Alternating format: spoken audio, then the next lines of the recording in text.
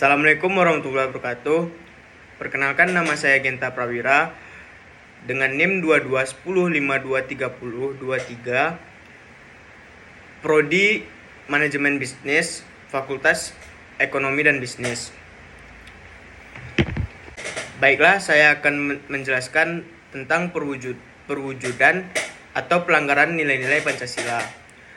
Pancasila merupakan rumusan dan pedoman kehidupan berbangsa dan bernegara bagi seluruh rakyat Indonesia. Ada 5 ideologi utama menyusun Pancasila, merupakan 5 sila Pancasila. Ideologi utama tersebut tercantum pada alinea keempat pada pembukaan Undang-Undang Dasar 1945. Tujuan belajarnya Pancasila adalah dapat membentuk warga negara yang baik dan paham akan hak dan kewajiban sebagai rakyat Republik Indonesia, sebagai warga negara, serta memiliki rasa cinta dan nasionalisme terhadap negara Indonesia. Pancasila adalah mata kuliah wajib bagi seluruh mahasiswa perguruan tinggi di Indonesia, dan ketentuan ini ada pada pasal 35 ayat 5 Undang-Undang Nomor 12 Tahun 2012 tentang pendidikan tinggi. Pasal tersebut menyatakan bahwa kurikulum pendidikan tinggi wajib memuat mata kuliah pendidikan agama, Pancasila, kewarganegaraan, dan bahasa. Dan selanjutnya saya akan menjelaskan tentang Pancasila sebagai dasar negara. Secara luas, makna Pancasila sebagai dasar negara adalah Pancasila digunakan sebagai dasar oleh negara dalam mengatur pemerintahan dan penyelenggaraan negara. Selain itu, arti Pancasila sebagai dasar negara juga dapat dimaknai dengan dijadikannya Pancasila sebagai pedoman dan prinsip dasar dalam kehidupan manusia. Indonesia, tepat pada tanggal tersebut 74 tahun yang lalu, Indonesia diproklamasikan sebagai bangsa merdeka. Tentunya Indonesia tidak serta-merta lepas dari berbagai tantangan yang mendatang, agresi militer, perang dingin, kemiskinan, hingga separatisme. Namun, di tengah dera ombak masalah, bangsa ini masih tegak hingga sekarang. Hal ini hanya dimungkinkan karena dasar negara yang kuat, konsisten, dan diterima oleh masyarakatnya, yaitu Pancasila. Hingga sekarang, tidak ada sumber hukum atau filsafat dalam bernegara di Indonesia yang melebihi Pancasila. Hanya dengan dasar sejajarnya dengan Pancasila saja, sebuah peraturan dapat. Selanjutnya, saya akan menjelaskan tentang Pancasila sebagai ideologi negara. Pancasila adalah sebuah ideologi negara dan bangsa Indonesia yang bersifat terbuka. Dalam arti, isi dari Pancasila tidak bisa berubah sesuai kondisi perkembangan tertentu. Pancasila adalah hasil dari kontrak sosial. Pancasila akan terus berlaku jika bangsa Indonesia masih menyepakatinya secara bersama-sama. Soalan kali ini saya akan menjelaskan tentang setia pada Pancasila sebagai ideologi negara. Sebelumnya, kalian tahu nggak sih apa itu Pancasila? Pancasila sebagai ideologi negara memiliki arti 5 prinsip.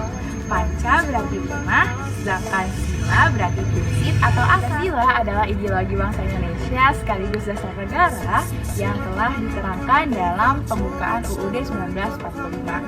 Ideologi Pancasila disahkan pada saat rapat PPKI 18 Agustus 1945.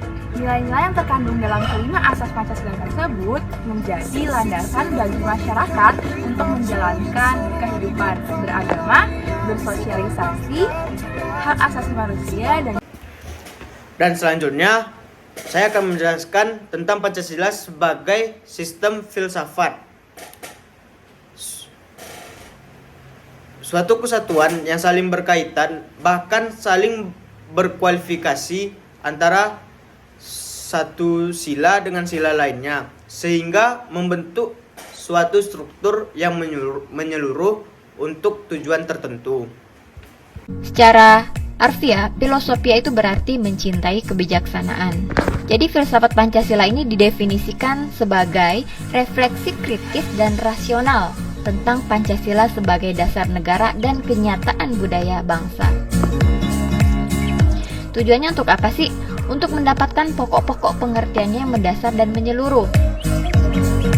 Kenapa dikatakan filsafat? Karena hasil dari perenungan jiwa yang mendalam yang dilakukan oleh founding fathers kita. Nah, sebagai filsafat, Pancasila ini memiliki 3 dasar. Dasar apa saja? Yang pertama itu ada dasar ontologis, yang kedua ada dasar epistemologis, dan yang ketiga. Selanjutnya, saya akan menjelaskan tentang Pancasila sebagai dasar nilai perkembangan iptek. Pancasila dijadikan sebagai dasar perkembangan iptek, diharapkan memberi dampak luas dan kemaslahatan kehidupan bangsa Indonesia. Iptek boleh berkembang dan maju, namun harus diimbangi dengan menjaga dan mengimplementasikan nilai-nilai luhur ideologi bangsa di seluruh aspek kehidupan berbangsa dan bernegara.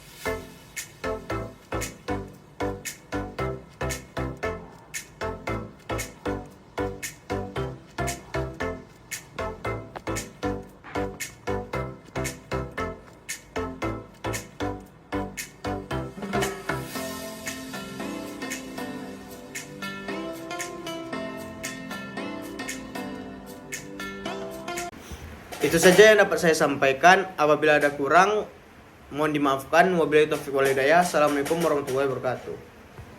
Pepe!